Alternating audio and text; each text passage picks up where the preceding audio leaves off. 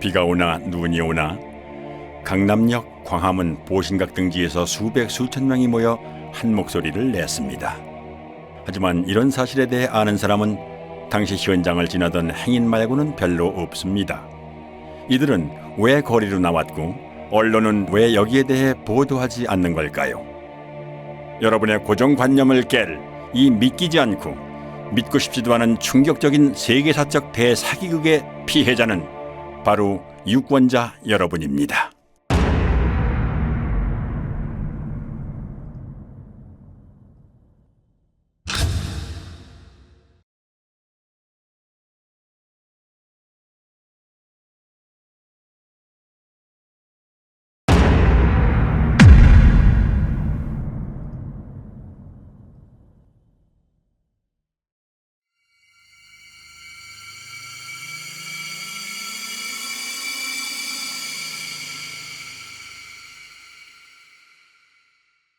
총선을 1년 앞둔 시점, 대통령 선거에서 우리가 재집권을 함으로써 앞으로 100년 한반도 평화를 가져오는 이 발언이 있고 3개월 뒤 더불어민주당의 싱크탱크인 민주연구원의 양정철 원장이 중국 공산당 중앙당교와의 협력 방안을 논의하기 위해 3박 4일 일정으로 중국을 방문했습니다. 伟大光荣正确的中国共产党万岁！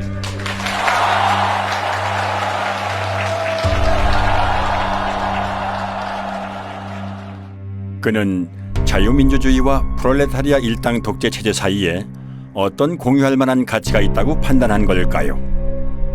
중공중앙당교와 협약을 맺은 다음 날 그는 심천으로 날아가 천재 프로그래머들이 즐비한 세계적인 IT 기업 텐센트를 찾아갑니다. 4.15 총선 한 달 전 전문가 11명의 예측 결과 민주당의 승리를 점친 전문가는 5명, 당시 야당인 통합당의 승리를 점친 전문가 역시 5명, 판단 유보가 1명이었을 정도로 예측 결과는 백중세였습니다. 선거 닷새 전 저는 하여튼 범진보 180, 민생당까지 다 합쳐가지고 비례를 받는 경우에 그것이 불가능한 것은 아니다. 이렇게 보고 있습니다. 와. 선거 하루 전 유시민의 발언을 의식한 탓일까요? 이근형은 지역구 목표를 130석 플러스 알파라고 밝히고 유시민이 말한 180석을 꿈의 숫자라고 표현합니다. 저희가 쉽게 예측하기는 어려운데 지역구에서는 130석 정도를 어느 정도 안정적으로 확보할 수 있지 않나. 그리고 거기에 이제 플러스 알파를 좀 기대하고 있습니다. 180석이라고 하는 것은 저희 입장에서는 굉장히 한마디로 꿈의 숫자입니다. 한마디로 꿈의 숫자입니다. 저도 과거에는 부활못이었어요. 저도 이제 특별감찰관실이나 그 국회 부의장실에서 부정선거 제보나 이런 것들을 접한 적이 있습니다. 그런데 그때는 이상한 사람들이다. 말도 안 되는 그런 거를 이렇게 가져오냐라고 해가지고 사실 제대로 살펴보지도 않았어요. 그냥 부활못이었죠. 그런데 이제 선거 모의 소송을 하게 되고 증거 보전을 하게 되고 이 부정선거의 증거들을 보면 볼수록 심각한 부정선거가 있었던 거예요.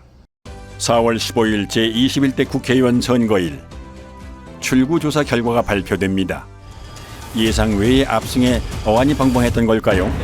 민주당은 패한 쪽이라고 봐도 될 정도로 경직된 분위기입니다. 이근형 역시 환희에 찬 승자의 모습과는 거리가 있습니다. 민주당은 예상을 훨씬 뛰어넘어 그 꿈의 숫자를 현실로 만듭니다. 선거 다음 날 아침 이근형은 SNS에 전략기획팀의 예측이었다며 광역별 판세라는 표를 올렸는데 큰 논란이 일자 바로 삭제합니다. 그 표에는 지역별 예상 득표와 함께 비례대표 17석을 뺀 실제 민주당의 지역구 획득 의석수와 정확히 일치하는 163이라는 숫자가 적혀 있었던 것입니다. 특히 괄호 안에 사전투표 보정값이란 표현은 시뮬레이션을 통해 사전투표를 조작한 값이 아니냐는 의심을 불러일으켰습니다. 실현 불가능하다던 꿈의 숫자를 그는 왜 예측이라고 하며 갖고 있었을까요? 더불어민주당이 미래통합당을 누르고 압승했습니다. 민주당은 지역구와 비례대표 의석을 모두 합해서 전체 의석의 5분의 3인 180석 선을 넘겼습니다. 16년 만에 단독 과반을 차지한 것을 뛰어넘어서 사실상 개헌을 제외한 거의 모든 안건을 단독으로 처리할 수 있게 됐습니다. 유례없는 공룡 여당이 탄생한 겁니다. 반면 미래통합당은 비례정당까지 합해서 개헌 저지선인 101석을 턱걸이로 방어하는 참패를 당했습니다. 그런데 민주당 대선의 1등 공신인 양정철은 예상대로 나온 결과가 무엇이 그리 엄청나고 두려운지 입술까지 파르르 떱니다. 너무 엄청난 결과를 만들어 주셔서 무섭기도 하고 두렵기도 하고 너무 엄청난 결과를 이근영도 비슷한 말을 자주 남깁니다. 선거를 대승리로 이끈 이들은 대체 무엇이 그리 두려웠던 걸까요? 저도 선거를 한 30년 이상 분석을 했지만 이렇게 압도적으로 여당이 승리할 거라는 거는 전혀 예측 못했습니다. 예. 투표는 크게 선거일 전에 하는 사전투표와 선거일 당일에 하는 당일투표로 나누어지지요. 그런데 선관위에서는 투표소 내의 모든 CCTV를 가리도록 규정하고 있습니다. 이 때문에 전국의 투표소는 투표자 수 부풀리기나 기타 의심할 만한 불법 행위에 대해 사후 확인조차 할 수 없게 되어 있는 사각지대입니다. 2018년 지방선거와 2020년 국회의원 선거의 투표자를 비교해 볼까요? 당일 투표자는 고작 13만여 명 늘어난 반면 사전투표자는 무려 310만 명이라는 기형적인 증가를 보입니다. 당일 투표자가 1%도 안 되게 늘어난 반면 사전투표자는 36% 가까이 증가한 것입니다. 여기에 선관위가 발행한 유권자 의식조사는 의미 있는 방증을 하나 더 제공해 줍니다. 4.15 총선에서 투표를 한 사람만을 대상으로 행한 이 조사에서는 사전투표와 당일투표 중 어느 쪽을 했는지를 물었습니다. 이런 문항은 정치 성향과 무관하고 굳이 허위로 답할 이유가 없으므로 신뢰도가 높다고 할 수 있습니다.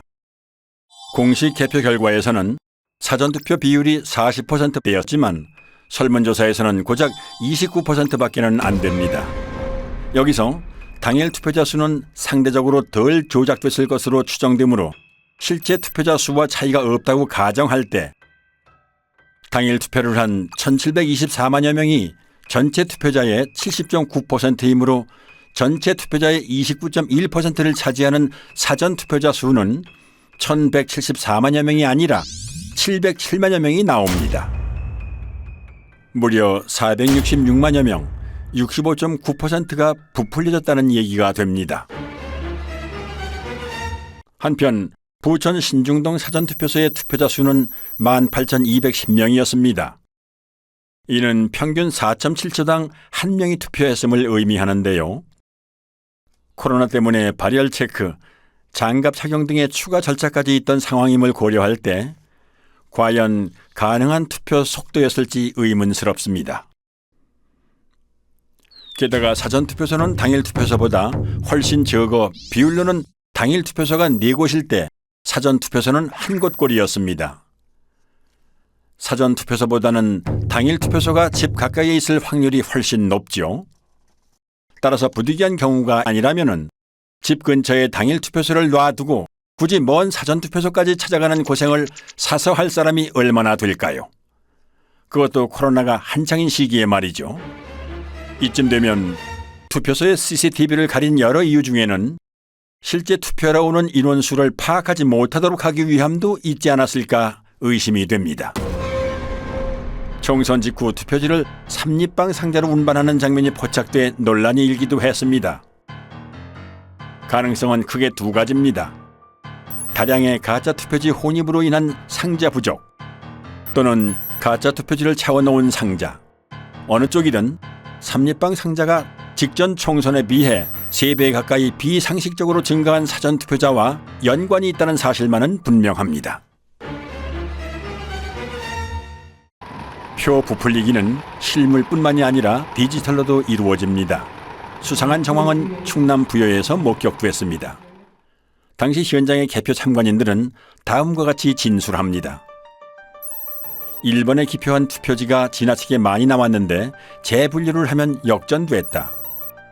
2번 후보표는 재확인용으로 많이 분류됐다. 주로 사전투표지에서 그런 현상이 발생했다. 개표 사무원은 참관인들의 항의에 못 이겨 전자개표기와 연결되어 있는 노트북을 재부팅하고 개표기를 리셋했습니다. 그러자 1번 후보표가 많이 나왔던 처음 결과와는 상반되게 2번 후보표가 많이 나온 것입니다. 이런 이유 때문에 부자랄들은 투표지 분류기라는 용어 대신 전자개표기라는 용어를 사용합니다. 상당히 저조해요. 전반적으로 지금 개표가 어떻게 진행되고 있습니까? 최첨단 전자개표기 960대를 도입하여 960대의 그 전자개표기가 투표지를 분류하면 2002년 도입 당시 자랑스럽게 불리던 전자개표기라는 명칭은 슬그머니 바뀝니다.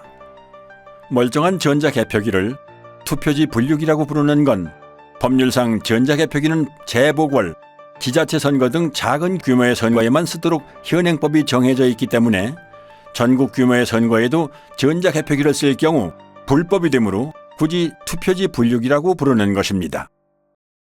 그런데 비례대표 선거를 수개표했음에도 불구하고 개표 시간은 이전 총선에 비해 불과 1시간 36분, 20.4%밖에는 늘어나지 않았습니다. 투표자 수가 19.2% 증가한 점을 감안하면 수개표와 별반 차이가 없습니다. 대체 무엇 때문에 쓰는 기계인지 의문스럽습니다. 참고로 2024년 총선에는 길이 47cm의 투표지까지 사용할 수 있는 신형 전자개표기가 도입됩니다. 전자개표기를 이용한 미심쩍은 조작 방법은 또 있습니다. 투표지를 분류할 때 전자개표기와 연결되어 있는 노트북 화면에서는 투표지가 한 장씩 스캔됨을 확인할 수 있는데요. 무작위로 섞여 있는 투표지에서 한 후보의 표만 계속 나올 수는 없으므로 정상적인 상황이라면 기표도장이 이렇게 왔다 갔다 해야 됩니다. 그런데 잠시 후 민주당 후보의 표만 계속 스캔되는 믿지 못할 광경이 목격됐습니다.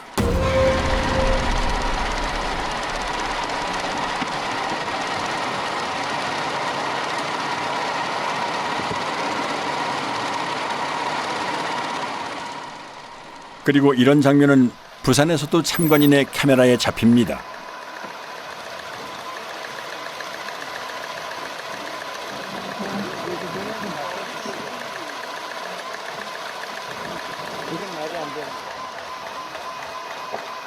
이제 하체계부가 들어가. 선별을 해놨나 봐요.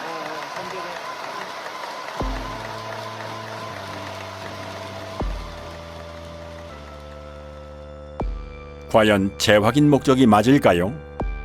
중복 스캔에 대해 선관위에도 질의하고 내부 지침도 확인했지만 그런 내용은 없었습니다. 오히려 분류된 투표지를 다시 통과시키면 투표수가 많아지게 되니 유의하라는 빨간색 주의 문구가 있었습니다. 재확인이라는 구실로 부풀린 득표수와 투표지 수를 맞추는 작업이라는 생각이 강하게 듭니다. 이 장면은 부자랄들에게는 너무나 유명합니다.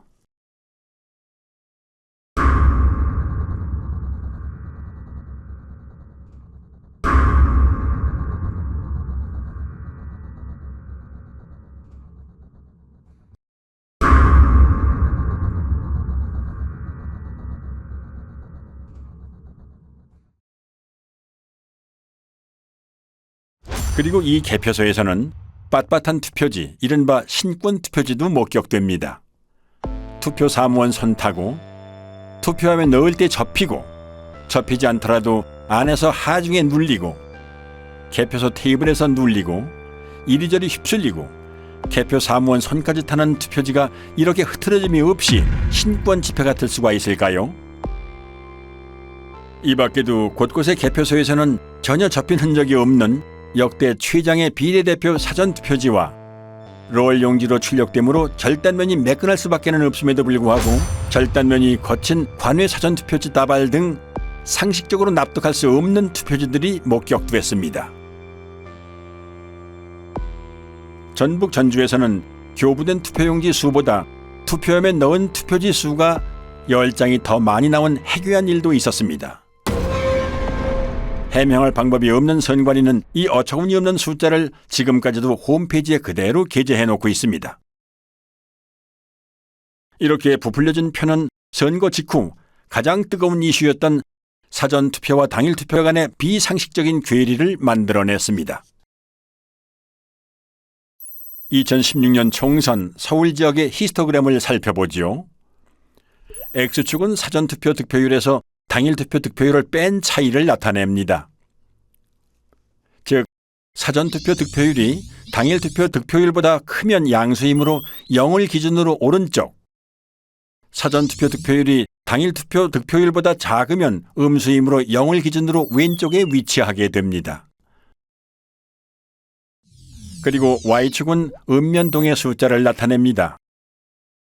파랑색인 민주당과 빨강색인 새누리당이 중앙에 0쪽으로 몰려있음을 알 수 있습니다. 사전투표와 당일투표의 차이가 크지 않다는 의미입니다. 그럼 2020년 4.15 총선 때의 그래프를 볼까요? 좌우가 대칭된 데칼코마니입니다. 민주당은 모두 양수 쪽에 있으므로 모든 지역에서 사전투표 득표율이 당일 투표보다 더 높았다는 의미이고, 반대로 통합당은 모두 음수 쪽에 있으므로 모든 지역에서 사전투표 득표율이 더 낮았다는 의미입니다. 민주당은 10%포인트 이상 높은 곳이 대부분이고, 통합당은 반대로 마이너스 10%포인트보다 더 낮은 곳이 대부분입니다. 정의당이나 국가혁명배당금당, 무소속이 중앙에 집중되어 있는 것과 대조적입니다. 조작이 주로 민주당과 통합당을 대상으로 행해졌음을 알 수 있습니다. 수백만의 인구가 4년 만에 행한 투표 결과가 이렇게 판이할 수 있을까요? 이번에는 지도로 한 번 살펴보지요. 사전투표 득표율에서 당일투표 득표율을 뺀 차이가 민주당은 플러스 20% 쪽으로, 통합당은 마이너스 20% 쪽으로 확연히 갈립니다. 어떻게 이렇게 상반될 수 있을까요? 코로나로 외출을 꺼리는 마당에 오히려 사전투표율이 사상 최고를 기록하고 28년 만에 최고 투표율을 기록한 점도 의아하지만, 수십, 수백 명도 아니고 수천만의 인구가 일사불란하게 집단행동을 해서 일방적으로 민주당 지지자들만 사전투표에 몰렸다는 점은 쉽게 납득이 가지 않는 부분입니다. 부부층들은 말합니다. 사전투표에 적극 참여하는 청년층 중에는 민주당 지지자 비율이 높기 때문에 사전투표는 민주당이 유리하다고 말이지요. 그러나 이것은 엄연한 거짓 정보입니다. 사전투표에 가장 참여도가 높은 연령대는 보수 성향이 강한 장년층으로 60대가 1위, 70대가 2위, 3위도 50대였습니다. 그럼에도 불구하고 사전투표 득표율에 있어 거의 모든 선거구에서 민주당은 10에서 20% 정도 더 높았고, 통합당은 그만큼 더 낮았던 것입니다. 당일 관내는 득표율이 크게 납니다. 근데 그게 뭐냐면 전 세계적으로 공통으로 인정되는 통계적 공리입니다. 근데 우리나라 사람들만 몰라요. 고등학교까지 나오면 다 배우고 다 납득이 되는 그 툴을 가지고 전체 우리 253개 선거판을 딱 분석을 하면 통계적 공리, 확률적 수식, 그 다음에 대수적 수식을 가지면 다 부정해요. 이건 너무 심각한 거라. 허병기 교수는 고등학교 교과 과정에서 가르치는 기초적인 통계 공리를 적용하여 선관위가 발표한 후보자들의 득표 수가 실제로 나올 확률을 계산했습니다. 각 선거구에서 관내 사전, 관외 사전, 당일 득표율이 모두 거의 동일하게 나와야 하는 것이 통계의 법칙이지만 4.15 총선 때 선관위가 발표한 양당의 득표 수는 이런 기형적인 히스토그램을 만들어냅니다. 왼쪽부터 살펴보면 민주당의 경우 관내 사전투표 득표율이 당일 투표 득표율보다 같거나 높은 현상이 전체 253개 선거구 중 한 곳만을 뺀 252개 선거구에서 일어났다는 의미이고, 통합당의 경우 이런 선거구가 전체 선거구 중 3곳밖에는 안 됐다는 의미입니다. 관외 사전투표에서도 이런 현상은 동일하게 나타났고, 민주당의 경우 사전투표와 당일투표의 득표율을 합친 전체 합계가 당일투표 득표율보다 같거나 높은 현상이 모든 선거구에서 나타난 반면 통합당의 경우 고작 2개의 선거구에서만 나타났습니다. 한마디로 사전투표에서 민주당이 비상식적으로 강세를 보였음을 의미하는데요. 이런 현상이 발생할 수 있는 확률은 0이나 마찬가지입니다. 전체 득표율과 당일 득표율의 차이가 선관위 발표대로 될 확률은 2의 253승분의 1, 즉 동전 253개를 던져서 동시에 같은 면이 나올 수 있는 확률로 이는 수천만 유권자들의 비밀 자유선거에서는 절대로 만들어질 수 없는 결과입니다.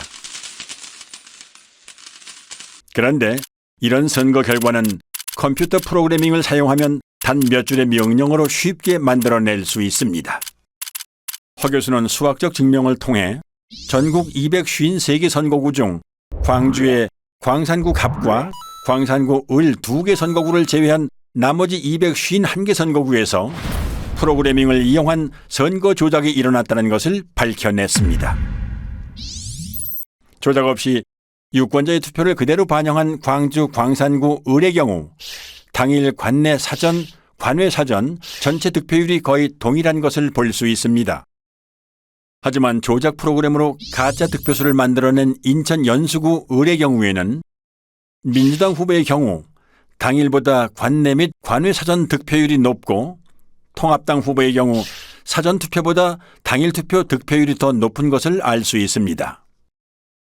이 그래프는 통합당과 민주당의 당일 득표율 차이에 대해 양당의 당일 투표와 사전 투표를 합친 전체 득표율 차이의 변화를 보여주는데요. 따라서 X축과 Y축이 모두 양수인 일사분면은 통합당이 당일 투표에서 이기고 당일 투표와 사전 투표를 합친 전체 득표에서도 이긴 경우, 이사분면은 당일 투표에서 지고 전체 득표에서는 이긴 경우, 삼사분면은 당일 투표에서 지고 전체 득표에서도 진 경우, 사사분면은 당일 투표에서는 이기고 전체 득표에서는 진 경우를 의미합니다. 선관위 전산 조작 프로그램의 목표는 당일 투표에서 이기고도 전체 선거에서는 지는 통합당 후보들을 더 많이 만들어내는 것입니다. 즉, 원점을 지나고 기울기가 1인 정상적인 선거 그래프의 Y절편과 기울기를 움직여서 사사분면에 위치하는 선거구를 많이 만들어내는 것입니다.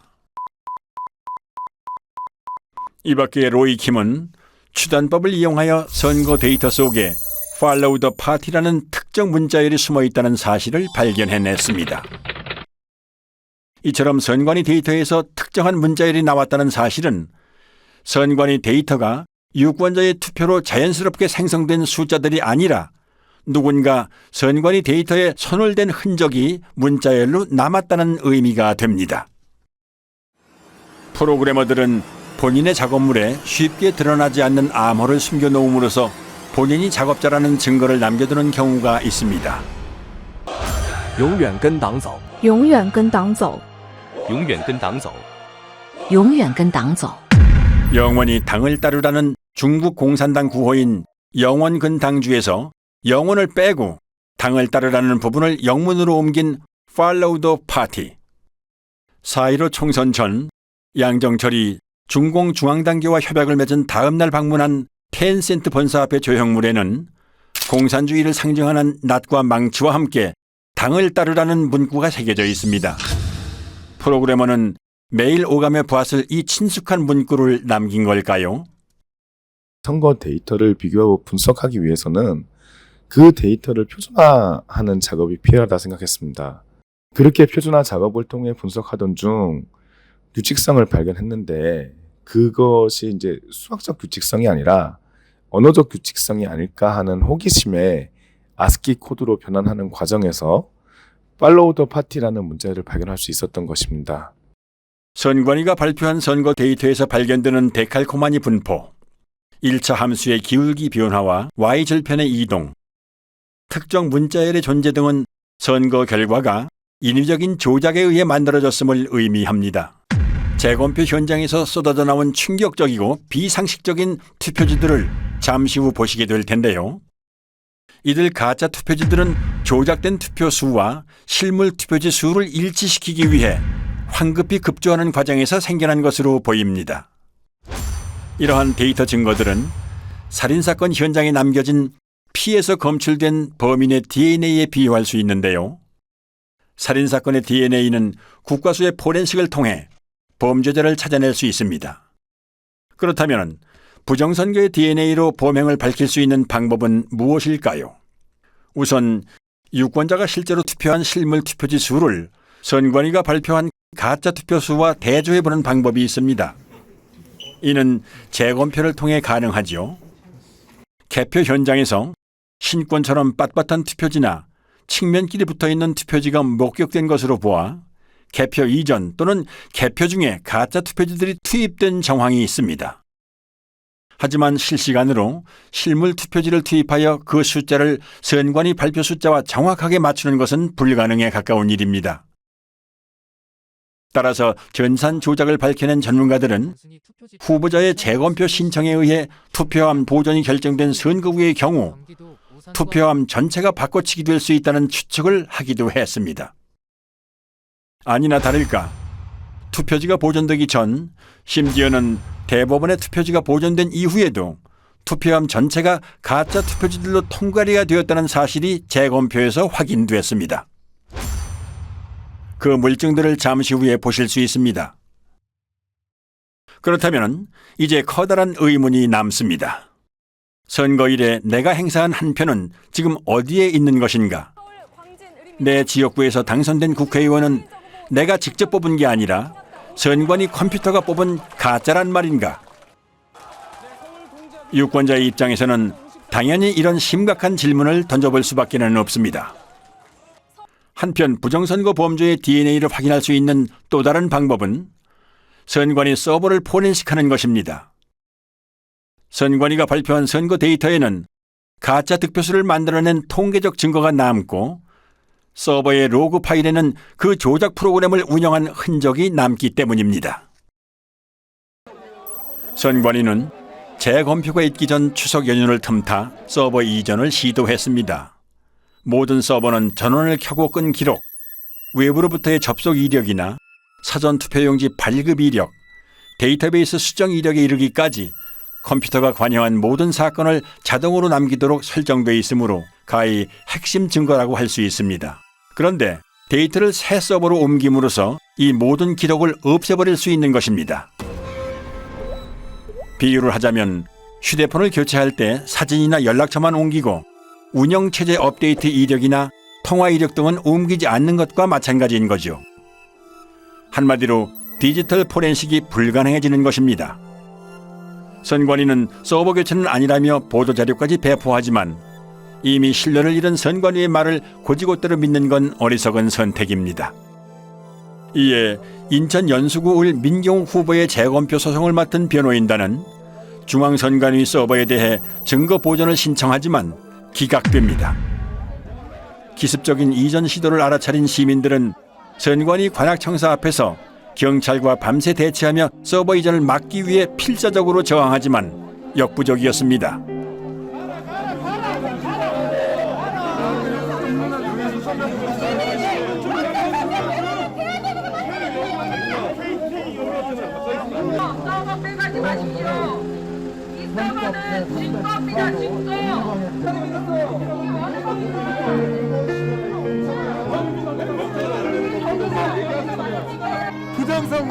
부정선거를 밝히라는 국민들 체포해가고 있습니다.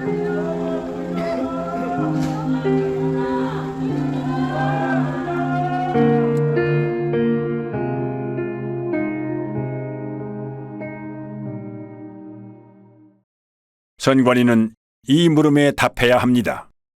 부정선거 범죄의 DNA가 어떻게 선관위가 발표하는 선거 데이터에 남게 되었는지, 우리 유권자들이 던진 진짜 투표지들은 지금 어디에 있는지, 포렌식의 핵심 증거가 되는 선관위 서버는 왜 빼돌렸고 지금 어디에 있는지, 만일 선관위가 이실직고하지 않는다면 수사를 통해 부정선거 범죄자를 검거하고 진실을 밝혀내야 합니다. 총선 직후 인터넷에는 비상식적인 선거 결과에 대한 의심의 글이 잇따라 올라왔습니다. 집단 지성의 뜨거운 토론이 이어졌고 밤잠을 줄여가며 만든 다양한 분석 자료도 올라왔습니다. 사람들의 의심은 커져갔고 마침내 부정선거임을 확신한 사람들이 거리로 나와 부정선거 규명을 외쳤습니다. 검정 옷차림에 검정 우산을 든 블랙 시위가 전국 곳곳에서 일어났고 단체가 만들어졌습니다.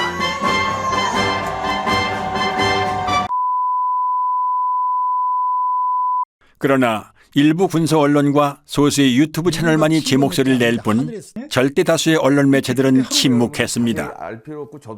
오히려 나무위키 같은 좌편향 사이트나 일부 언론은 음모론으로 폄훼하기까지 했습니다. 진중권은 부정선거 의혹을 제기하는 사람들을 정신병자 취급했습니다. 아군에게 총구를 겨누는 사람도 있었습니다. 광주 사태 북한군 600명 투입설과 사전투표 조작설은 국가기관의 판단을 부정한다는 공통점이 있습니다. 중앙선관위의 투개표 관리는 세계적 공정성을 인정받고 그 음모를 기가 막히게 만들어내는 생산공장이 김어준을 비롯한 그 집단들이 존재하죠. 지금 보수 진영에도 그 음모론이 파고들었습니다. KBS의 기자들은 선배이기도 한 민경욱 대표를 비아냥거리기까지 했습니다. 말도 안 되는 소리 하지 마시고 4년 뒤에 잘 하세요. Follow the party, man. Follow the party. 이거 BGM으로 막 파리가 막 풀어져요. 이렇게. Party, man. 이거 나올 때다 둠시 할 건데 공들여 기사를 안 보기 시작했어요.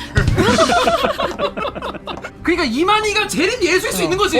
그런 거지. 이만희가 재림 예수일 수도 있죠. 우리가 모르지.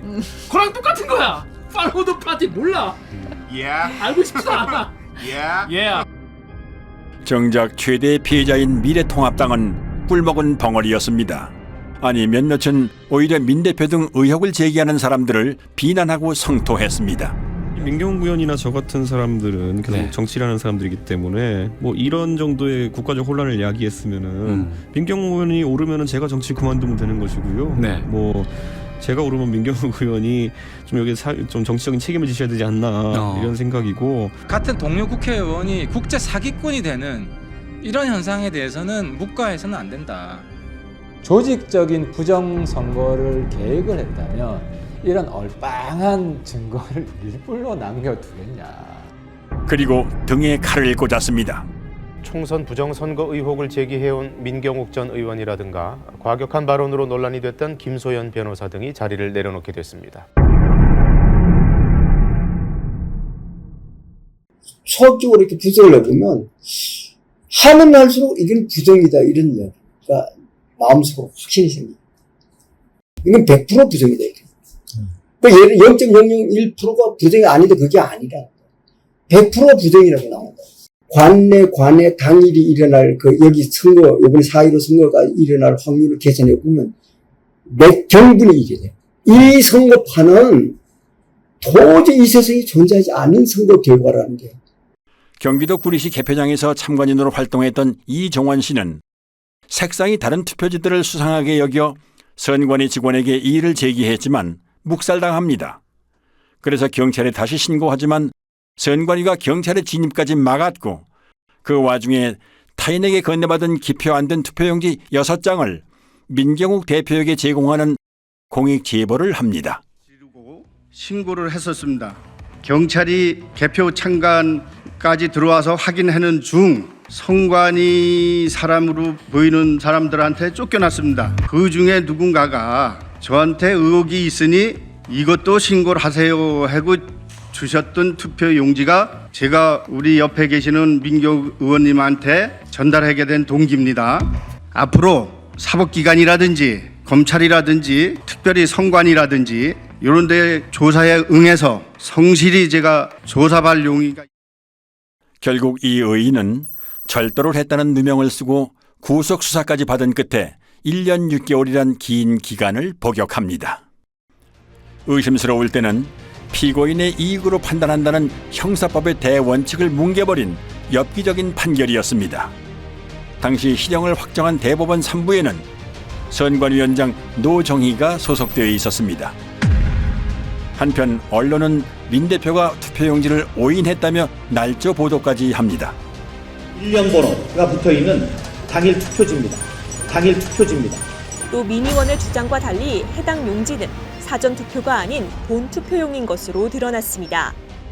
중앙선관위 조사 결과 민의원이 입수한 투표용지 6장은 사전 투표가 아니라 총선 당일 본 투표 뒤 남은 용지였습니다. 모든 언론사는 선관위가 악의적으로 왜곡한 보도자료를 그대로 받아 쓴 걸까요? 아니면 알아서 충성한 걸까요? 4.15 총선은 누가 봐도 미심쩍은 선거였던 탓에 선거 직후 역대 최다의 선거 무효소송이 무더기로 접수되었고 부정선거를 줄기차게 주장해온 민경욱 대표는 가장 먼저 소를 제기합니다. 선거에 관한 소청이나 소송은 다른 쟁송에 우선하여 신속히 결정하고 재판하여야 합니다. 소가 제기된 날부터 180일 이내에 처리하라 이렇게 되어 있습니다. 하지만 대법원은 처리 기한을 4배 이상 훌쩍 넘긴 800여일 만에야 이 소송을 처리합니다. 중앙선거관리위원회는 선의의 피해자인지 아니면 부정선거의 주범이며 공범인지 국민들이 지켜볼 것입니다. 그런데 많은 사람들이 공감을 안 하는 게 문제예요. 지금이 어떤 시대인데 이런단 말이에요. 얼마든지 내년에도 또 신청을 해보겠어요. 해가지고 제가 교육을 시키고 싶어요. 사전투표 절대로 해서는 안 되고. 기다리고 기다리던 인천 연수구 재검표가 소를 제기한 지 1년도 넘어 마침내 열립니다. 황당하게도 대법원은 사진과 동영상 촬영을 허용하지 않거나 극도로 제한합니다. 선관위는 투표지 이미지 파일 원본은 없다며 사본을 제출합니다. 투표지 이미지 파일이란 투표지가 전자개표기를 통과할 때 스캔되면서 저장되는 파일로 원본 파일을 확인해야만 진위 확인이 가능합니다. 사본에는 이미지 생성 시간 등의 핵심 정보가 없기 때문입니다. 그러므로 사본을 제출한 자체가 파일이 조작된 것임을 자인하는 셈이었습니다. 그런데 다행히도 중국 또는 다른 어디에선가 급조됐으리라 추정되는 투표지들은 품질이 조악하다 못해 엉망이었습니다. 투표관리관 도장의 빨간 잉크가 일장기처럼 원형으로 뭉개져 글자를 제대로 알아볼 수가 없는 이른바 일장기 투표지가 나왔고 지역구 투표지 하단에 비례대표 투표지 일부가 인쇄된 배춧잎 투표지도 나왔습니다. 프린터에서 롤 용지로 출력하는 사전 투표지에서는 절대 나올 수 없는 측면끼리 붙은 자석 투표지. 아니 동영상 촬영이 되나? 네네네. 제가 그 권한을 아 그래? 지금 계속 촬영 중이에요. 됐습니까? 이거 안 띄워진다. 어머나 이게 뭐야? 안 띄워진다 이거. 접촉면을 자세히 한번 찍어볼게요. 이게 어떻게 붙어 있는지. 이렇게 하니까 떨어지네. 비지미 또는 이발이라고 불리는 재단 잔여물을 달고 있는 투표지. 이거는 자르다가 만 거 같아요. 네, 제가 지금 동영상 찍었습니다. 이거 한번 뒤집어 주실 수 있나요? 계속 카운팅가. 이것도 네. 옥년 이동이네요. 네. 이것도 옥년 이동입니다. 네네네. 그럼 저희가 그 옥년 이동.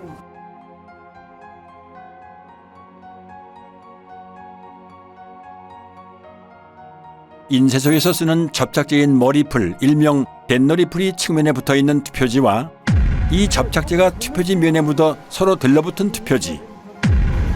그래서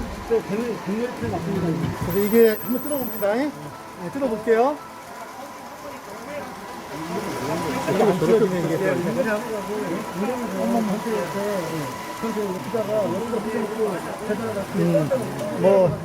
이건 별도로 계산하면 될 것 같아요. 새 지폐처럼 빳빳한 신권 투표지. 투표지를 촬영 못하게 노트를 올려놓고 손으로 가립니다.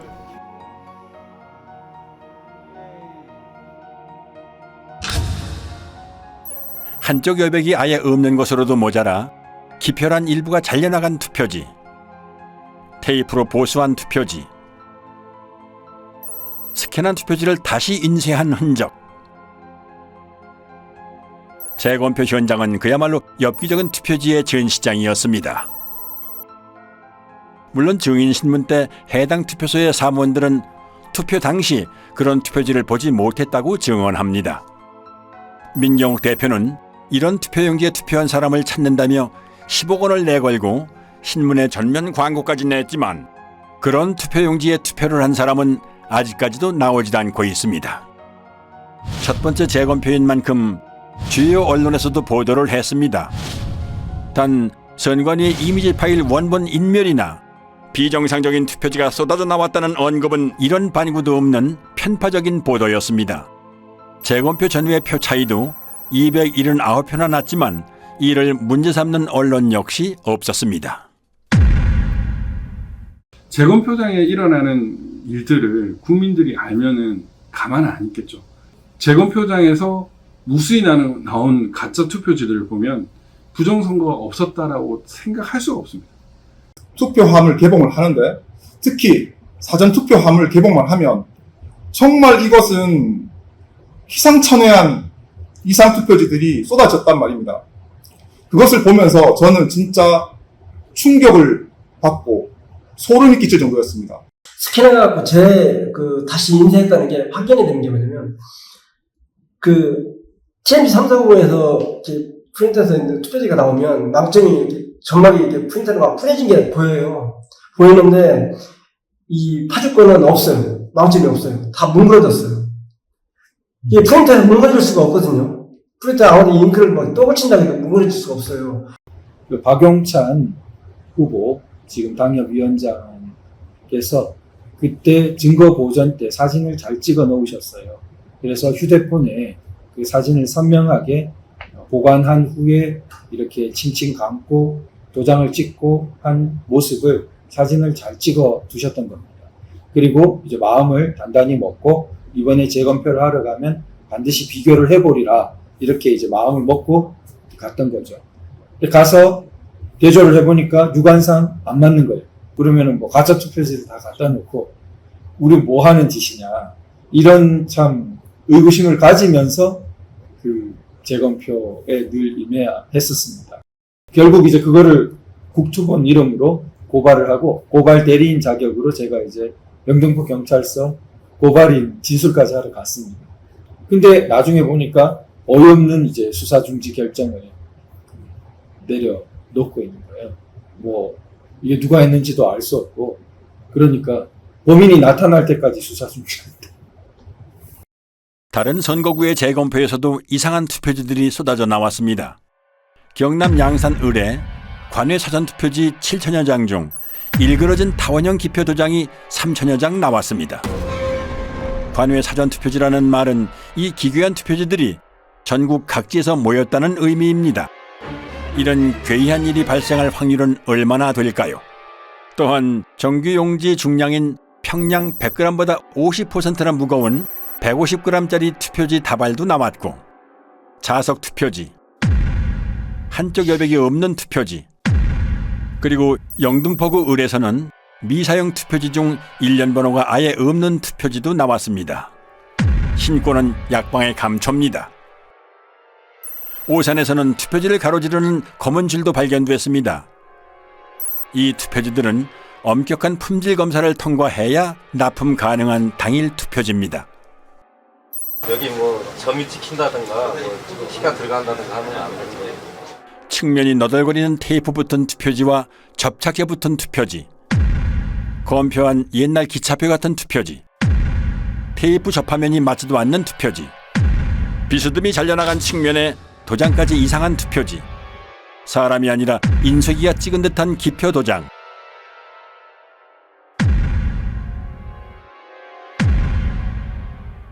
측면에 붙어있는 머리풀, 누더기 투표지, 투표관리관 도장이 없는 투표지도 발견됐습니다. 파주에서는 지역구와 비례대표 인쇄 내용이 함께 찍힌 배춧잎 투표지도 2장 더 나왔습니다. 그리고 자석 투표지 3장짜리도 보입니다. 상단에 빨간 화살표 모양이 붙어있는 화살표 투표지도 나왔습니다. 안 나오면 섭섭한 신권 투표지, 한 장씩 절취하여 교부하는 일련 번호를 한꺼번에 여러 장 자르다 만 투표지, 새 종이 같은 빳빳함은 차치하고 이런 잔여물이 롤 용지에서 나올 수 있나요? 여기에 투표용지는 분류 시 종이가 걸리는 것을 방지하기 위해 종이가 접힌 후 원 상태로 회복하는 기능이 적용된 특수 재질을 사용하고 있습니다. 접힌 자국이 없는 투표지가 돈다발처럼 묶여 다량 발견된 것이 선거 결과 조작의 증거는 될 수 없습니다. 선관위의 궤변대로라면 이런 투표지들은 모조리 가짜 투표지가 되겠군요. 주요 물증에 대한 보충 설명입니다. 화살표 투표지는 QR코드가 있으므로 사전 투표지입니다. 사전 투표용지는 롤 용지를 사용해 출력하지요. 롤 끝에는 용지가 풀리지 않도록 고정하는 스티커를 붙여놓는데 이 부분이 그대로 사용된 것입니다.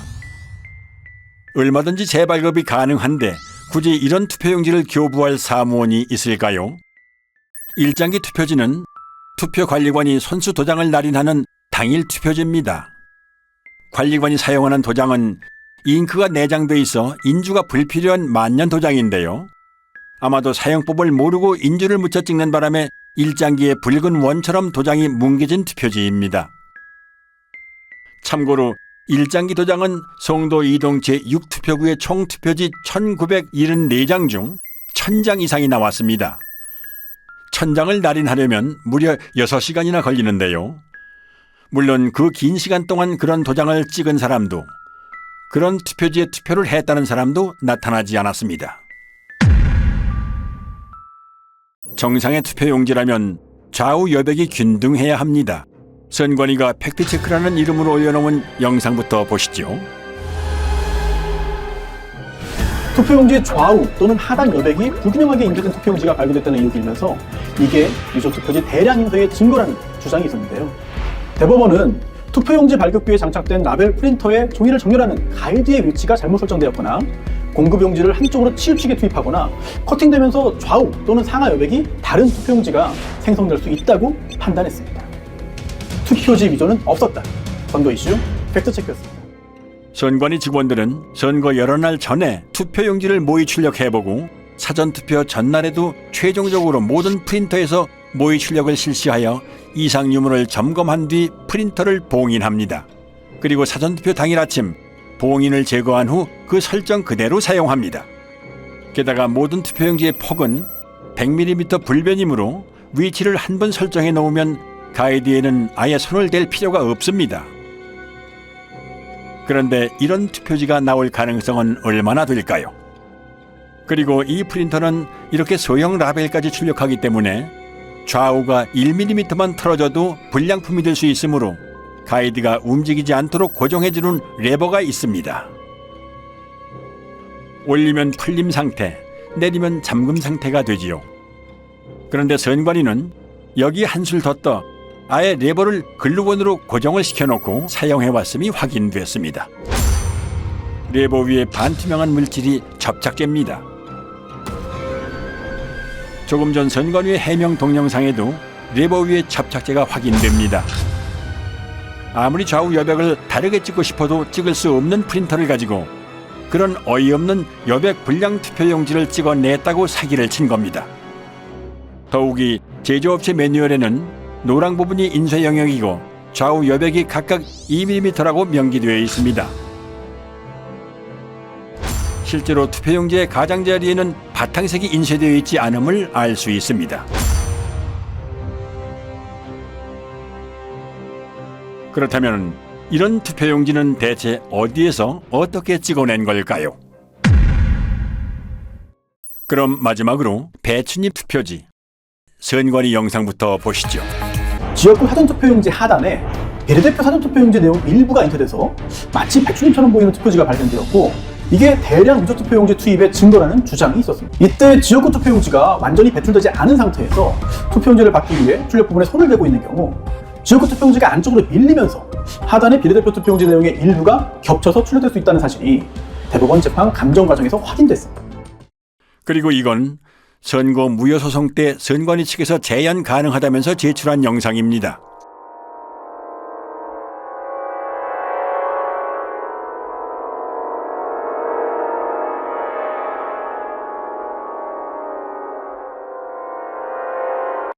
발상은 참신했지만 반박 불가한 여러 증거가 투표지에 남아 있었습니다. 선관위에서 사용하는 사전투표용지 발급기는 앱손사의 3색 잉크젯 프린터입니다. 잉크젯 프린터는 헤드가 좌우로 움직일 때 헤드에 달린 노즐에서 서너 가지 색의 잉크가 일제히 분사되어 색을 만들어내지요. 반면 가짜 투표지 인쇄에 쓰인 인쇄기는 순서에 따라 한 색상씩 개별적으로 찍어냅니다. 즉, 잉크젯 프린터는 여러 색을 동시에 찍어내지만 인쇄기는 색상별로 차례대로 찍어낸다는 커다란 차이점이 있는 것입니다. 옅은 색으로 인쇄된 파랑, 노랑, 녹색 부분이 보이시죠? 비례대표 투표용지 색상인 녹색은 파랑과 노랑이 섞여 만들어지는 색이죠. 그런데 이 투표지의 파랑과 노랑은 왜 서로 다른 위치에 찍혀 있을까요? 앞서 설명드린 대로 잉크젯 프린터로 녹색을 출력하려면 파랑과 노랑을 동시에 동일한 위치에 분사해야 하므로 이 투표지에서처럼 두 색상이 각기 다른 위치에 찍히는 일은 결코 일어날 수 없습니다. 즉, 이 파랑과 노랑은 인쇄소 인쇄기에서 파랑을 먼저 찍어낸 후에 노랑을 찍어내는 과정에서 발생한 흔적으로 인쇄소에서 찍어낸 가짜 투표지라는 결정적인 증거가 되는 것입니다.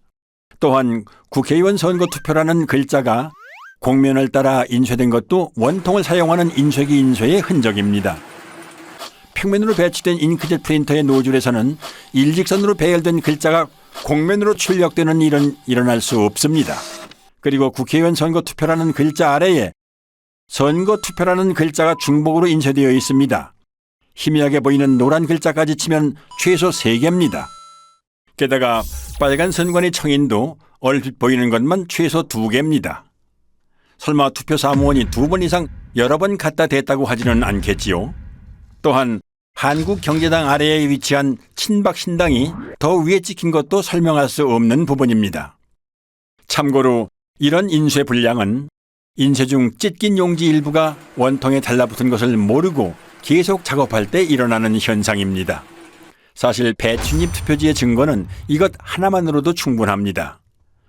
투표용지 출력에는 낱장이 용지가 아니라 이어져 있는 롤 용지를 사용하므로 앞에 투표용지가 절단되는 순간 다음 투표용지는 이미 상당 부분 인쇄를 마친 상태가 됩니다. 즉, 지역구 투표용지가 배출될 때 비례대표 투표용지 가장 윗부분의 선거명과 청인은 이미 인쇄를 마친 상태인 것입니다. 이 영상을 한번 보시죠. 선거용지 2장을 받으면 지역구 투표용지 배출에 바로 이어서 비례대표 투표용지가 나오는 모습입니다. 아무리 재빨리 들이민다 해도 비례대표 투표용지 상단부에 선거명과 청인은 찍힐 틈을 허용하지 않습니다. 그러므로 이런 현상은 일어날 수 없는 것입니다. 제가 그랬습니다. 대법관님, 원상회복 종이, 형사기업 종이 선관위한테 좀 가져오라고 해주십시오. 대법관들 세 분한테 박준 변호사가 가가지고 이건 인쇄해서 재단한 거지 우리 국민들이 찍은 투표지가 아니다라고 이렇게 설명을 했더니 조재현이라는 그 대법관이 안 듣겠다고 고개를 돌려버렸어요. 어이없는 사실은 투표지 중량을 비교하거나 루페로 인쇄 상태만 비교해봐도 쉽게 진위를 파악할 수 있음에도 불구하고 대법관들이 이런 요청을 묵살했다는 점, 그리고 이런 표들이 유효표로 인정됐다는 점입니다. 정말 다 바꿔놨었습니다. 사전투표, 당일투표 전부 가짜였습니다. 금촌 이동 투표로 경우에는 투표로에는 이상 투표지들이 기재됐는데 관리관 날인 없이 약수무장이 나갔다. 또 그 번호표 미절치 상태로 한 장이 나갔다. 오전 시작할 무렵에 이제 그런 일이 벌어졌다고 기재되어 손글씨로 되어 있습니다. 그러니까 누군가가 분명히 적은 것이죠. 그렇다면 이것은 재검표 때 나온 금촌 이동 이투표소 투표지들은 진정한 투표지가 아니고 뭔가 바꿔치기 된 투표지가 아니냐. 이상하다. 투표록에는 투표관리관의 실수로 도장을 찍지 못했다라고 이렇게 20장을 찍지 못했다고 했는데 재검표장에는 전부 다 찍혀서 나온 이런 특이한 현상이 있어요. 개표장의 투표지들과 재검표장의 투표지들이 다르다라는 얘기죠. 이런 빳빳한 이런 성질뿐만 아니라 투표록, 개표록에 있어서의 그런 심각한 차이도 이런 부정선거를 입증하는 그 증거라고 할 것입니다. 촌 이동 투표소 경우에는 상당히 이제 우리 이때까지 많은 의혹들이 총 어떻게 보면 정점에 이른 그런 사례로 볼 수 있지 않을까. 물론 비례대표 투표지 같은 것들이 이제 검증되어서 막 열렸다면 거기도 감당할 수 없는 물증들이 있었을 거라고 생각됩니다. 근데 그 부분들이 다 닫혀버린 상태로 지금 현재 우리에게 남아있는 것 중에서 상당히 강력하게 이렇게 현상을 보여주는 부분이 아닌가 생각합니다. 이 사람들이 한 번도 하지 않은 게 있습니다. 비례대표 투표함을 하나도 열지 못했어요. 비례대표 투표함을 하나도 열지 못한 이유가 있겠죠. 너무나 엄청난 증거들이 쏟아질까 봐 두려웠던 거죠. 비례대표 투표지에 대한 중요성은 초기부터 강조되었습니다. 워낙 이게 길어가지고 특별히 위조하기가 어렵다. 표시가 많이 날 거다. 이렇게 생각했기 때문에 처음부터 증거 보전을 할 때부터 문제가 됐습니다. 증거 보전을 할 때 비례대표 투표지까지 하도록 법원 명령이 나왔는데 선관위 국장급에 해당되는 사람이 그 지역국장인가요? 아니 판사를 막 그렇게 판사의 권위도 무시하고 그거를 증거 보전을 못하게 했거든요. 그리고 뒤에 따라가서 했거든요. 이미 뭔가 또 손을 썼겠죠. 아마도. 그러니까 그때부터 벌써 비례대표 투표지가 자기들에게 엄청나게 약점이 있었던 거죠. 비례대표 선거 무효 소송은 3년 만에 재판을 열었는데 그 첫 기일에 모든 증거 신청을 기각하고 바로 변론을 종결하고 선고기일을 잡고 기각 판결을 내렸다는 말입니다. 이런 재판이 있을 수 있습니까? 참고로 자유통일당이 제기한 비례대표 선거 무효소송 주심인 민유숙 대법관은 투표지에 대한 확인은 물론이고 이렇다 할 변론 기회조차 부여하지 않고 서둘러 소를 기각해버리는 불법적인 행보를 보였습니다. 민경호 의원이 연설로 제일 마지막 공판할 때 가가지고 제가 참고인으로 설명을 했는데 제가 그 얘기했어요. 이게 부정이 아니다 그러면 전 세계 고등학교 통계학 책을 다 바꿔야 한다. 그러나 2022년 7월 28일 인천 연수구울 선거무효소송 판결일 천대엽, 조재현, 이동원은 세계 사법 역사에 길이 남을 최악의 판결로 선거무효소송을 기각하며 사법정의를 도륙합니다. 그들은 누구나 알아챌 수 있을 정도로 허술한 온갖 물증을 무시하며 칼에 지문을 남길 만큼 어리숙한 범인은 없으므로 칼에 지문을 남긴 자는 범인일 수 없다는 황당한 논리로 선관위를 비호합니다. 선거소송의 피고인 선관위원장이 본인의 사건을 직접 재판하는 것은 모순이고 헌법에 위반됩니다.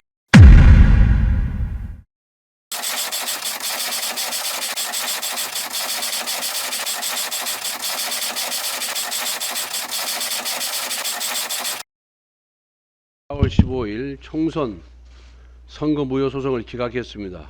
법원의 판단을 존중합니다. 지난 2년간 우리 사회는 부정선거 논란으로 국민적 불신과 갈등이라는 엄청난 사회적 비용을 치러야 했습니다. 그나마 후손들에게 그나마 덜 욕을 먹으려면, 불명예를 회복하려면 지금이라도 양심 선언하고 제대로 재판해야 된다. 그렇게 생각을 합니다.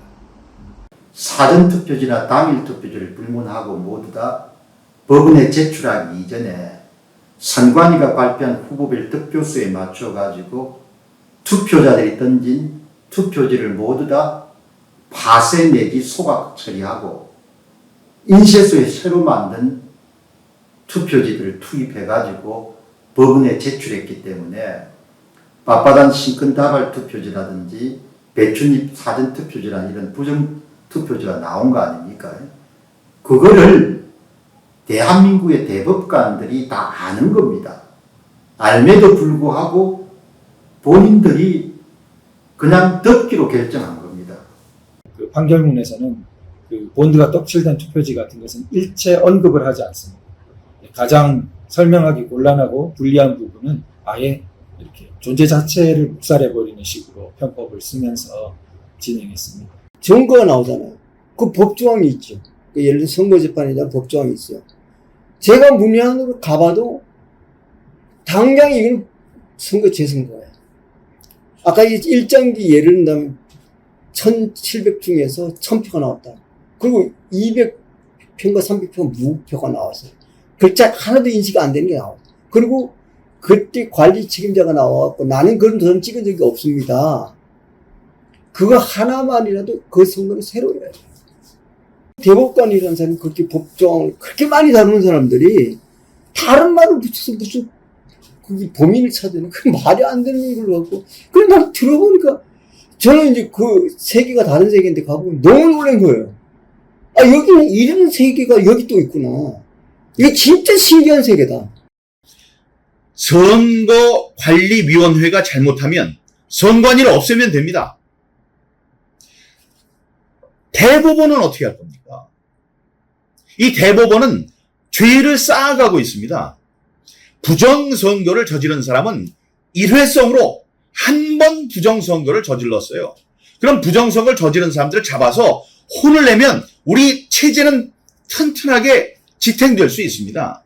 그런데 지금 이 대법관들이 한 짓은 한 번 저지른 그들의 부정선거를 판결로서 남김으로 해서 판례가 남음으로 해서 우리 사회에 제도로 만들어버렸습니다. 부정선거를 제도로 만든 그 큰 죄, 위헌, 헌법을 유린한 죄, 그 죄의 값은 반드시 물어야 한다고 생각합니다. 적어도 누구나 아마 상식선에서도 그 정도라면 이 선거는 부정이고 무효라고 판결을 해주고 스스로 검찰에다가 고발을 하고 수사 의뢰를 하고 이렇게 해야 되는데 심지어 뭐 대법관들이 검증기일에 촬영한 수많은 사진들을 다 삭제해버리고 동영상이고 녹음이고 다 해놓고 그런 거 주지도 않고 그렇게 불투명하고 공정하지 않고 오히려 뭐 범죄자들 돕는 이런 식의 행동을 하는 분들은 아마 스스로 그 자리에서 물러나고 그 나머지 여생을 정말 좀 반성하시면서 살아가는 게 그게 인간된 도리라고 생각이 되거든요. 그럼 2022년 대선은 어땠을까요? 많은 부자랄들이 얘기합니다. 애국 시민들의 적극적인 선거 감시 활동이 없었더라면 이재명이 대통령이 됐을 거라고 말이죠. 물증뿐만이 아니라 데이터도 부정선거임을 말해줍니다. 사전투표는 이재명 승리, 당일 투표는 윤석열 승리. 이제 이 정도로는 놀랍지도 않습니다. 서울의 투표 결과를 보면 더 가관입니다. 서울의 당일 투표에서 이재명이 이긴 동은 6.3%에 불과했습니다. 93% 동에서 윤석열이 이겼다는 얘긴데요. 4.15 총선 때와의 투표자 비교입니다. 기형적으로 증가한 유령 사전투표자들이 이재명에게 몰표를 주었기 때문에 초박빙 승부가 연출됐던 것입니다. 두 후보 간의 지지율 격차가 벌어진 데다가 막판 안철수 후보와의 단일화까지 있었기 때문에 선거 조작 세력의 유일한 선택지였던 박빙 승리의 시나리오가 애국 시민들의 선거 감시 덕분에 무력화된 것이지요. 칼로 자른 듯 사선으로 절단되어 있고 선까지 인쇄되어 있는 사전투표 용지는 어디에서 찍어낸 걸까요? 그리고 떼인 흔적이 남지 않는다면 봉인지는 왜 붙이는 걸까요? 다들 보셨죠? 참가인들. 어이가. 아니, 봉인지를, 모든 분들이 알 수 있도록 봉인지를 테스트한다고 여기에 붙여가지고 이렇게 하면 흔적이 남습니다 했는데 깨끗하게 떨어졌어요. 말이 됩니까? 어이가 없다. 풀안 남았네요. 죄송합니다. 죄송한 게 아니죠, 그거는. 그러면은 글자 여러 알파벳이 나오죠. 위에서 밑으로 떼요. 아무데나 떼도요. 비는 갈대가 그런 거라서 이거는. 봐요. 이야, 정말. 봅시다. 와, 이거 표시 안 나네. 이거 말이야. 잠깐, 내가 가서 이신청하고 올게요.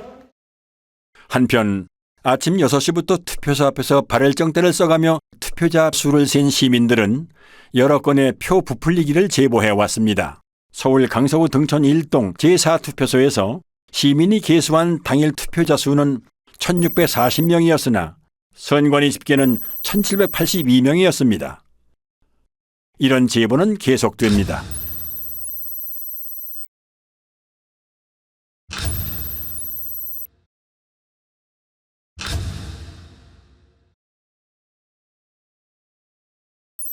국민의 참정권 유리는 정권이 바뀐 후에도 여전히 계속되고 있습니다. 결정권자인 윤 대통령이 부정선거를 수사하라는 그런 지시만 내려주면 순식간에 밝혀질 수 있을 거라고 생각하고요. 이 투표지들을 보면 3구 대선에 이어 치러진 6.1 지방선거 또한 부정이 아니라고 말 못합니다. 이재명이 출마한 인천 계양구 올 국회의원 보궐선거의 빳빳한 당일 투표지들, 그리고 새로 산 벽돌책 같은 교육감 투표지들, 일련 번호가 절취 안 된 투표지들은 투표 사무원이 절취하는 걸 깜빡 잊어다 치더라도 자르다만 투표지는 있을 수가 없습니다. 절취하다만 투표용지를 그냥 교부할 사무원, 그리고 그런 투표용지를 받아들고 기표소로 향할 투표자는 유령밖에 없습니다. 연속되는 동일 후보 투표지 투입은 지방선거에서도 포착됩니다. 그런데 세로 줄이 보이시죠? 문제는 이 줄이 있는 투표지들이 각지에서 우편으로 취합된 관외 사전 투표지라는 점입니다.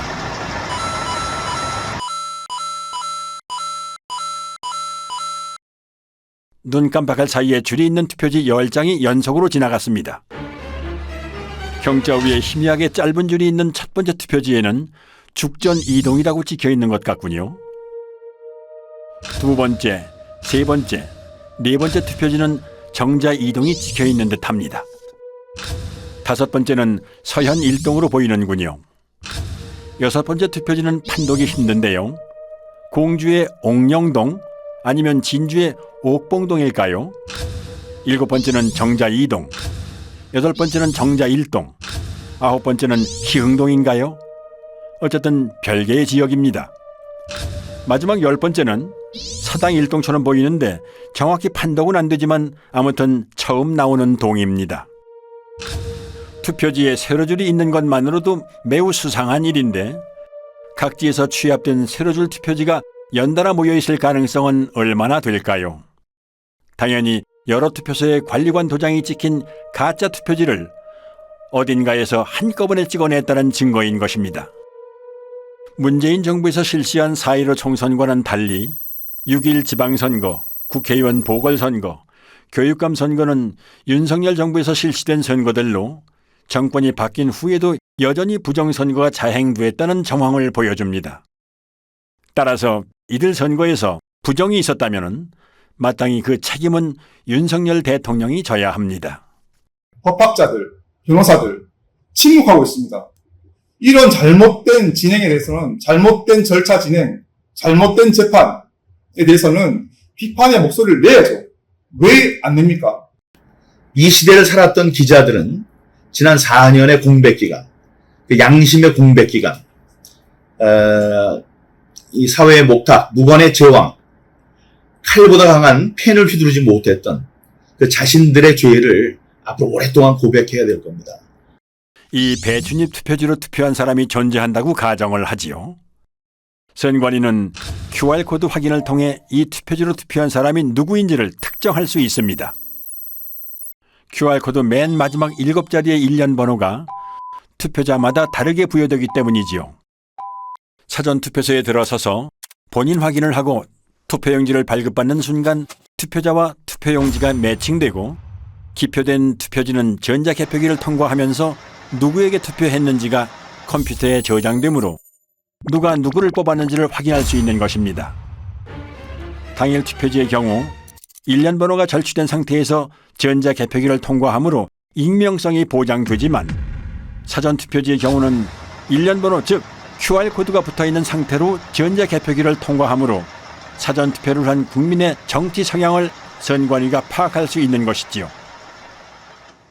설상가상으로 여론조사 업체들은 조사 전화번호를 통신사로부터 직접 받는 게 아니라 선관위 산하에 여심위를 통해 받도록 되어 있습니다. 그러므로 사전투표에서 얻은 정보를 이용하여 여론조사 표본을 편집하는 일은 이론적으로 얼마든지 가능합니다. 입맛에 맞게 편집된 여론조사 표본은 조작된 결과를 만들어내고 이에 영향받은 중도층의 민심은 표심에 반영될 수밖에는 없습니다. 여기에 선거 조작이 더해지면 선거 결과는 특정 정당이 유리하고 기타 정당에는 상대적으로 불리하게 나올 수밖에는 없고 이런 악순환은 시간이 흐를수록 고착화할 것입니다. 이렇게 선관위가 제출한 자료를 보면 투표자가 누구였고 그 사람이 몇 시경에 몇 시 몇 분에 투표를 하러 왔고 그 사람의 주소지가 어디고 이런 것들이 딱 적혀져 있습니다. 결국 QR코드와 그 투표 시간을 이렇게 연동을 하게 되면 누구인지를 바로 확인할 수 있는 그런 상황이더라고요. 결국에는 비밀투표 원칙이 위배되고 있다라는 거를 스스로 자인을 했는데 선관위는 지금도 그걸 부정을 하고 있죠. 지금도 이제 만약 공중파 같은 데서 이런 그 사건을 다루고 국민들에게 알린다면 국민들이 저는 가만히 있지 않을 거라고 생각됩니다. 언론은 선관위의 조작 결과를 무비판적으로 수용하고 재검표에서 쏟아져 나오는 온갖 물증이나 대법관들의 만행을 철저히 외면함으로써 대중의 눈을 가렸습니다. 정치인은 또 어떤가요? 부정선거를 할지라도 나만 당선되면 국가의 존립, 국민의 주권은 내 알 바 아니라는 태도로 침묵, 방관하고 심지어 부정선거를 밝히려는 국민들의 노력을 무시하고 조롱해온 자들은 앞으로 영원히 권력의 무대에서 퇴출되어야 합니다. 한편 헌법과 법률을 수호해야 할 책임이 있는 대법관들은 누가 봐도 뻔한 부정선거 범죄의 증거를 묵살하고 법률로 정해진 재판 절차를 그들 스스로 위반하며 오히려 선관위를 비호함으로써 공정한 재판관이 아닌 선관위의 변호인 노릇을 했습니다. 수사를 통해 그들의 헌법과 법률 위반 행태를 반드시 밝혀내고 법적, 도의적 책임을 물어야 합니다. 만약 선관위의 범죄에 대해 내부 직원이 양심 선언을 했더라면 상황은 어떻게 변했을까요? 양심 선언이 없었더라도 통계학과 등 학계가 소신에 따라 부정선거를 외쳤더라면, 학계가 비겁했더라도 언론이 제 목소리를 냈더라면, 언론이 입을 닫았더라도 정계가 부정선거를 부르짖었다면, 정계가 외면했더라도 대법원이 양심에 따라 판결했더라면, 대법원이 범인과 한몸이더라도 온 국민이 들고 일어났더라면 상황은 어떻게 바뀌었을까요? 이 보이지 않는 거악의 카르텔을 무너뜨리지 않는 한 이 나라의 자유민주주의 회복은 불가능합니다. 윤 대통령의 대선 후보 시절 박주선 전 의원은 직언을 쏟아냅니다. 모든 갖가지 증거를 종합해 볼 때 부정선거가 광범위하게 자행이 됐다 하는 의혹을 지을 수가 없습니다. 실제로 검토 결과 몇 장의 투표용지를 보니까 경악을 금할 수가 없었습니다. 재작년 4.15 총선 때 사전선거가 좀 부정 의혹이 있지 않는가 걱정을 많이 하고 계시는 거 알고 있습니다. 부정선거를 만약에 획책한다면 이 나라에서 살 수 없게 해야 되지 않겠습니까? 윤 대통령도 뭐 평생 검사 생활 하시던 분인데 저는 그분이 이제 살아온 이력이라든지 맡은 바 이런 걸 통해 가지고 이런 걸 그냥 묵인하고 넘어가지는 아니라고 생각되거든요. 그리고 기대를 많이 합니다. 하고 다만 이제 워낙 큰 일이라서 신중하게 정치적으로 뭔가 잘 해야 되겠죠. 그래가지고 정말 나라가 혼란 없이 이렇게 불의와 부패한 데 관여된 사람들은 지휘고하를 막론하고 일단 그 직에서 배제하고 또 조사해가지고 그 응당한 책임을 처벌을 받도록 하고 또 그 제도는 다시 개혁을 해가지고 국민들 누구나 이렇게 신뢰하는 선거제도를 다시 마련해야 될 거로 생각합니다. 윤석열 대통령은 대선 후보 시절 유세에서 한 약속을 지켜주기 바랍니다. 비상식적인 통계적 증거와 숱한 물증이 나왔음에도 수사에 착수하지 않는다면 정부 수반 또한 공범입니다. 부정선거의 줄임말인 부선은 단순한 말줄임 외에 유권자 스스로가 뽑는 선거가 아니란 의미도 있습니다.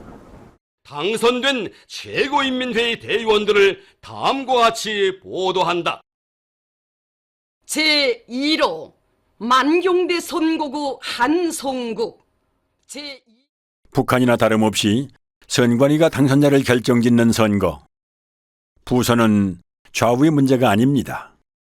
정상과 비정상, 준법과 범법, 정의냐 불의냐의 문제입니다. 헌법기관인 중앙선거관리위원회는 대체 국민을 얼마나 우습게 보았길래 이런 상상 불가한 사기극을 꾸밀 수 있었을까요? 부정선거 사용. 특정 정치 세력이 선관위하고 야합이 돼가지고 30년, 50년 장기 집권을 한다고 한번 생각해 보시기 바랍니다. 나라에 뭐가 남겠습니까? 선거가 무너진다는 것은 모든 질서가 다 무너지는 것이고, 그러면 이제 선거를 장악한 사람들 뭘 원하겠습니까? 자기들끼리 해먹을 거 아닙니까? 자기들끼리 해먹기 위해 가지고 결국은 외세와 결탁하게 될 것이고, 그 외세가 결국은 중국 공산당이 될 거 아닙니까? 우리가 체제를 유지할 수가 없는 거죠. 이거를 한국 사람들이 그냥 묵인하고 넘어가겠다. 뭐 그럼 노예로 사는 겁니다. 예. 여론 조작으로도 모자라 국민의 참정권까지 도둑질하는 보고도 믿기지 않는 사상 최악의 범죄 카르텔. 체제의 근간을 위협하는 이 거악의 범죄 집단을 해체하고 다시 정상적인 자유민주주의 국가를 되찾기 위해 부정선거는 하루빨리 규명되고 재발 방지를 위한 대수술에 착수해야 합니다. 1960년 3.15 부정선거에 분노한 중고등학생, 대학생들이 정확히 한갑자를 돌아 60년의 세월이 흐른 2020년 힘들게 지켜온 자유민주주의가 무너질지도 모른다는 위기감에 또다시 거리로 나오셨습니다. 백발의 등도 굽었지만 나라를 염려하는 뜨거운 마음만은 60년 전 그대로 간직한 채 거리로 나오셨습니다. 이제는 60여 년 전 거리로 나온 청년들에게 빚을 갚아야 할 때입니다. 4.15는 발음나는 대로 의미를 부여한다면 이렇게 쓸 수 있습니다. 역사상 으뜸가는 5점. 영원히 지워지지 않을 커다란 5점이 남았습니다. 세상은 부정선거 같은 일이 어떻게 있을 수 있느냐는 듯 마냥 평화로워 보이지만 지금 우리가 살고 있는 곳은 국민 주권을 유린한 거악의 부정선거 카르텔이 국회의원을 만들고 대통령을 만드는 끔찍한 독재 국가입니다. 나는 헌법을 준수하고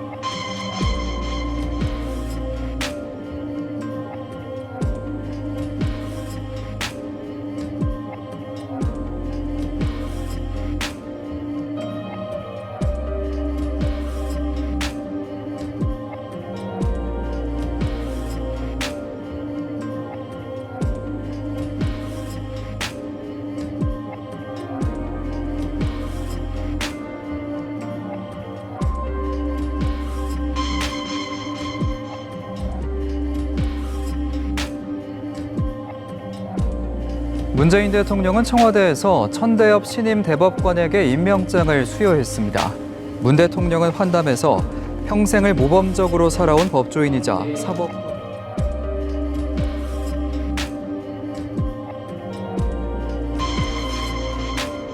천대엽이라는 대법관이 저에게 이렇게 얘기를 했는데 전 아직도 그 목소리가 잊혀지질 않습니다. 저를 한번 믿어주세요라고 했어요. 손짓도 하면서. 저를 한번 믿어주세요. 안타까운 것은 우리 국민들이나 변호사들, 법조인들은 메이저 언론에서 보도를 해주는 것만을 사실이라고 인식하는 그런 경향이 있습니다. 그래서 그분들은 메이저 언론이 보도를 하지 않으니 그런 사실은 없는 것이다 라고 인식을 하는 것이 아닌가. 우리 국민의힘은 결정적 변화를 통해서 대한민국을 희망이 살아 숨쉬는 나라, 공정과 상식이 통하는 나라로 만들어 가겠습니다. 새로운 국민의 나라로 만들겠습니다. 선거 때마다 단골 손님처럼 등장하는 부정선거 논란은 우리가 70년 동안 어렵게 꽃피워온 민주주의 정신을 위협할 뿐만 아니라 사회 통합을 저해한다는 점을 뼈아프게 생각해야 합니다. 정치인은 주권자의 대리인입니다. 국민이 맡긴 권력은 오직 국민만을 위해 사용되어야 합니다. 서러운 국민의 눈물을 닦고 절망하는 국민들께 꿈과 희망을 드려야 합니다. 말 같지가 않아서 응대를 안 하려고 했었는데 이런 선거가 있었다 이렇게 이야기를 하는데요.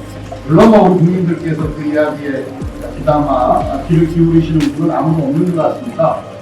또 10% 이야기를 하고 있는 사람들을 보면 안타깝습니다.